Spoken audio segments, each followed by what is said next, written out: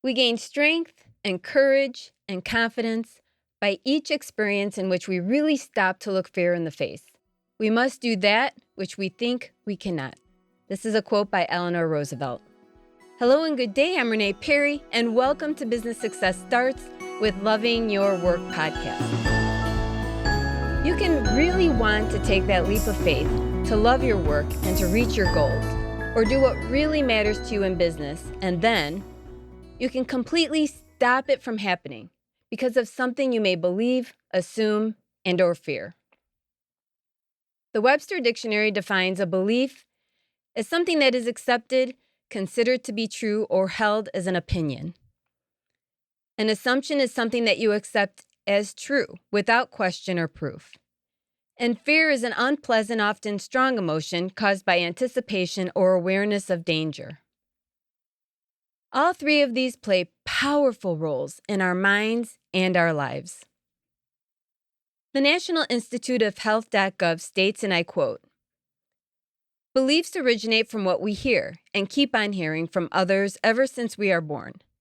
One of the biggest misconceptions people often harbor is that belief is a static, intellectual concept. Nothing can be farther from the truth. Beliefs are a choice. We have the power to choose our beliefs. Our beliefs become our reality." End of quote. Our beliefs and fears matter and will determine not just how we view everything, but also how we take action or don't take action. What has stopped you or held you back from doing something that you have really wanted to do? Let's talk about the placebo effect for a minute and how it relates to our belief system. The placebo effect is when a person's physical or mental health appears to improve after taking a placebo or fake treatment. The treatment appears real, but it is designed to have no therapeutic benefit.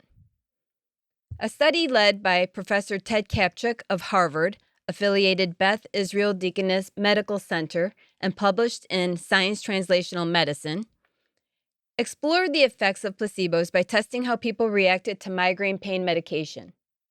One group took a migraine drug labeled with the drug's name. Another took a placebo labeled placebo. And a third group took nothing. The researchers discovered that the placebo was 50% as effective as the real drug to reduce pain after a migraine attack. The placebo effect has a large root in a person's expectations. If you have prior expectations for something, they can influence your perception of it. Therefore, if you expect a pill to make you feel better, you may feel better after taking it. There is also something that is called a nocebo effect, which happens when a placebo makes you feel worse. For example, imagine you've been dealing with ongoing headaches. You make an appointment with your doctor.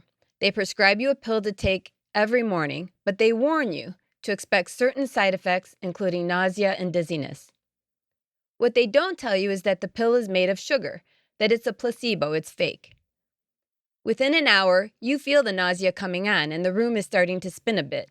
You tell yourself that the doctor warned you about this. Everything you heard during that appointment conditioned your brain and body to have a specific response. Our beliefs matter. Have you ever had someone try to impose their beliefs on you? Have you ever been told you could not do something? Did you want to prove them wrong, or did it cause you to quit? I had an experience when I was looking for a job at the age of 18. It was a couple of months out of high school when I was called on the telephone and asked to come into a place of business for a job interview for a secretarial position. I had found their help wanted ad in the newspaper and had contacted them earlier.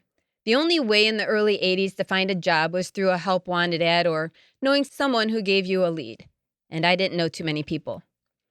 I was so excited because I needed a job and I had been looking for a couple of months without any luck. I was starting to get a little worried about not getting a job already by the time I got this phone call. I didn't pay attention to the news since I was only 18 and raring to go and didn't realize the prior year, 1982, was one of the worst recessions since the Great Depression, which would have explained why I was having so much trouble. For this interview, I dressed up in my best dress and heels, grabbed my younger sister, who is much better at navigating than I am, and walked a half mile to the public bus from my house to take it to the west side of Joliet for the interview. My sister and I walked about a mile from the bus stop on a melting hot August day to this particular place of business. Colette, my sister, waited patiently outside while I practically bounced into the business's front doors anticipating my interview. Did I mention that I really wanted to land this job? The business looked like a huge warehouse with an open office where the man who introduced himself offered me a seat. His first question to me was, "Are you planning on going to college?" I'm looking at him a bit surprised and said, no, I'm looking for a job. "Well," he tells me, "you will never amount to anything if you don't go to college." As I feel my face turning beet red, he proceeds to lecture me for about 30 minutes on why I should go to college because apparently I will have no future otherwise. When I practically ran out the front door and saw my sister, I was beyond irritated. I told her that was a complete waste of my time. He lectured me for half an hour about how I'm doomed because I don't plan on going to college. He never once talked about the job or about what I wanted for my life. I don't even know this guy. Who does he think he is? I understand the importance of college firsthand to a certain extent, but it's not for everyone. My dad was the first in his family to graduate from college. He graduated from what was called Lewis College at the time in 1956, which is now called Lewis University. He graduated second in his class. He went there on a full 4-year scholarship. It was important for him to go. So I understand the importance of college to some people, but it was not important to what I wanted to do. With skills, I learned everything I needed to learn in high school. I took typing, shorthand, secretarial practice, accounting, computers, anything I thought that would help me in an office setting. I just needed someone to give me a chance to prove that I was a quick learner and would be a reliable and committed worker. The man was wrong about me, and he could have had a lasting effect on the rest of my life and caused me to stop doing what I really wanted to do if I took his words too seriously and listened to him. A couple of months later, I was hired as a legal secretary, and the rest is history. I would be lying if I said this guy didn't put a little fear into me that day, and a little voice telling me maybe I wasn't good enough. Maybe I had my life all wrong. Maybe this guy knows better for me than I do. But growing up with 4 brothers and sisters and being the middle child, I'm pretty stubborn and determined. I decided that I will just prove him wrong. My husband was up against the same thing, except not with college as much as people saying how mechanics don't make much of a living. When I decided to marry him, my parents sat me down to tell me that we will be broke the rest of our lives and that I'd most likely be walking around pregnant and barefoot. They worried about me, which is fair, but I knew what I wanted.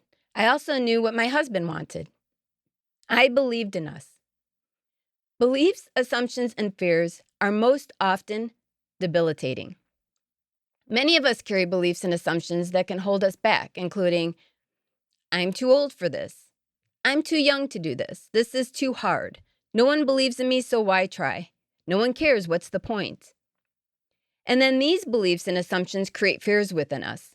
Common fears that hold us back, including fear of failure, the fear of letting others down, the fear of looking bad or losing others' respect, the fear of rejection, and the fear of the unknown.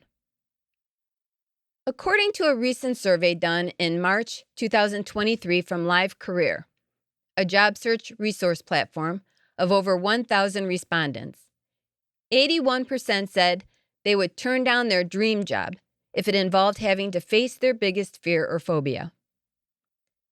People with work-related fears such as making decisions, public speaking, taking responsibility, and making a mistake said that their fears impacted their performance by causing them to miss work. 37% said it caused them to miss promotions, and 35% said it forced them to quit a job. 35%.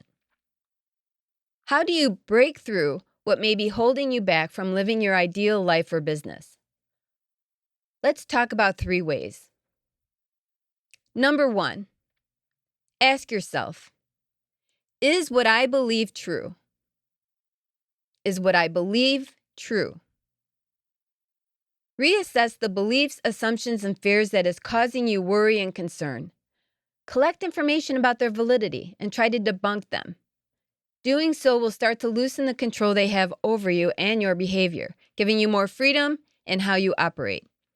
Over time, this will allow you to unlearn old patterns and develop new, more productive behaviors and reduce the risk of backsliding into your old ways. Number 2, ask yourself, what is the root cause of my fear? What is the root cause of my fear? Reflection, vulnerability, and being brutally honest with yourself is important when facing and overcoming your fears. Notice where you are stuck and then articulate what is causing it. And number 3, ask yourself, what can be the worst thing that can happen? What can be the worst thing that can happen? Let's suppose these fears were realized. Then what? What do you believe would be the dire consequence to you failing? Whether the failure is losing a client, losing your job, letting someone down, looking stupid, or something else. These beliefs of the dreaded outcomes that you think might happen if your fears were to come true typically feel quite real or certain, even though they are often far from realistic. Ask yourself how you can mitigate this fear. I had many fears when my husband and I began our first business. Many fears. I was worried we wouldn't make enough money, and then I thought, okay, if that happens, we can both go back to work. We won't let the business go too far into debt, and I won't do any secured loans. I decided to never attach my house with business loans so that we wouldn't potentially lose both at the same time. I worried my husband could get badly hurt or die. He's in a very scary and dangerous job with a lot of moving parts, literally and mentally. We mitigated this concern by getting health insurance as quickly as possible. Granted, it took us a couple of years when we could finally afford it, and we also got life insurance. We needed to be sure the kids would be all right, at least the best we could. We also are huge advocates for safety, for us and for our employees. In the 1980s, there was no such thing as safety awareness. My husband would literally crawl on a piece of unattached wood plank from a bank over the river to a boat with no one else around caring if he fell into the river on a sub-zero night at 2 a.m. So safety became an important implementation in our business. These became various ways to mitigate my fears. Beliefs, assumptions, and fears create a circular effect together. They feed into one another. Fear is an emotional response to perceived threat or danger and can powerfully shape our beliefs and assumptions about ourselves, others, and the world around us. If someone is afraid to fail, they may develop a belief or assumption that they are not intelligent enough or maybe skilled enough. On the flip side, beliefs and assumptions can affect the experience of fear. If one holds the belief or assumption that the world is a dangerous place, they are more likely to perceive threats and feel fear, even if in a safe situation. Beliefs, assumptions, and fears shape our behavior and future decision-making. There are no rules or regulations in life or business, except, of course, having to follow the laws of the land. But who decided that in order to be successful, you must go to college? Or in order to make a lot of money, you must become a doctor or lawyer? There are so many beliefs and assumptions not based on fact. Follow your heart. There is no right or wrong way. There is just your way. If you pay attention to social media at all, see how no matter who you are or what you do, there are people ready to drag you down. And not just drag you down, but take you out. I've seen posts on Mother Teresa that were super negative. And whether it's warranted or not, whatever you do, there will be others who don't like it. This isn't new in history or in present times. Take Abraham Lincoln as an example. Abraham Lincoln became unpopular after serving as a congressman from 1847 to 1849 because of his stand against the Mexican War and the decline of the Whig Party, which seemed to finish his political career. In the early 1850s, he focused more on the law as a lawyer than on politics. He tried in 1858 to become a congressman in Illinois against Stephen Douglas, and he lost. And luckily, he did lose. He became our U.S. president in 1860, only 2 years later. How does history view him today? He's considered a hero who saved this country and fought against slavery, and yet there were many, many people in his time who thought he was a terrible president. Luckily for our country, he didn't stop believing in himself. And there are innumerable examples of people moving forward when they should have believed that they couldn't do what they wanted to do. Since beliefs are a choice, wouldn't it be wiser and work for your benefit to believe in the positive instead of the negative? Someone like Stephen Hawking, who was a brilliant physicist, who was diagnosed with a rare motor neuron disease. As his body progressively deteriorated, he was confined to a wheelchair and unable to speak. Did he give up? No. Despite his immense challenges, he unleashed the power of his mind and revolutionized our understanding of the universe and became one of the most revered scientists in history. And then there is J.K. Rowling, who is the author of the Harry Potter series that my kids couldn't read fast enough. Okay, I love them too, I'll admit it. She was a struggling single mother living on welfare, but she kept writing anyway and pushing through many rejections and setbacks.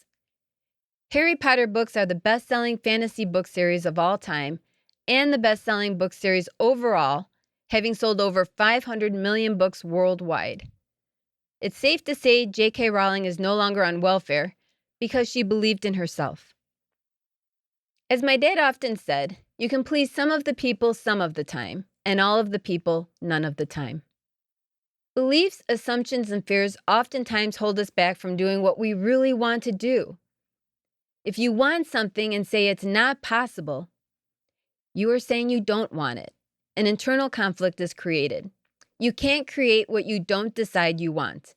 You're creating every day with every choice and action. Why not create what you really want to experience? If you have any questions, feedback, or ideas about future podcasts or workshops, feel free to contact me. You can reach me using my contact form on my website or at my email at reneeperrycoaching@yahoo.com. I would love to hear from you. Breaking through what holds us back is necessary to live a life and have a business we really want to have.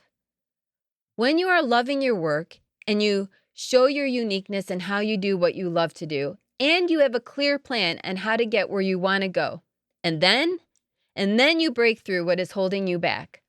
Just imagine what your life would be like. There is a reason there are no overnight successes. Confidence comes with experience, and experience is a process. If I had to manage the business I have today at the beginning of my business ownership career, before going through the years of my other businesses and the many changes and growth processes and learning experiences I've had, I never would have done it because it would have been terrifying and overwhelming for me. It would have felt like going from 0 to 1,000 in a second. Instead, we do things in increments and start out small for a reason. My businesses grew in small phases that just gradually got me to where I am today. Starting off small and building is more lasting than going huge and being overwhelming for most of us. Business success takes time for a reason. We have a lot of challenges and obstacles to work through, usually at least one or two at a time while we are working our way upward. You can believe whatever you want because a belief is a choice. Why not make beliefs work for you instead of against you? Instead of focusing on all of the negative beliefs, assumptions, and fears, mitigate them. Take their power away by having safety nets in place in case your worst fear comes true. Thank you for joining me today. And remember, what you believe is true. Believe in yourself. If you don't, who will?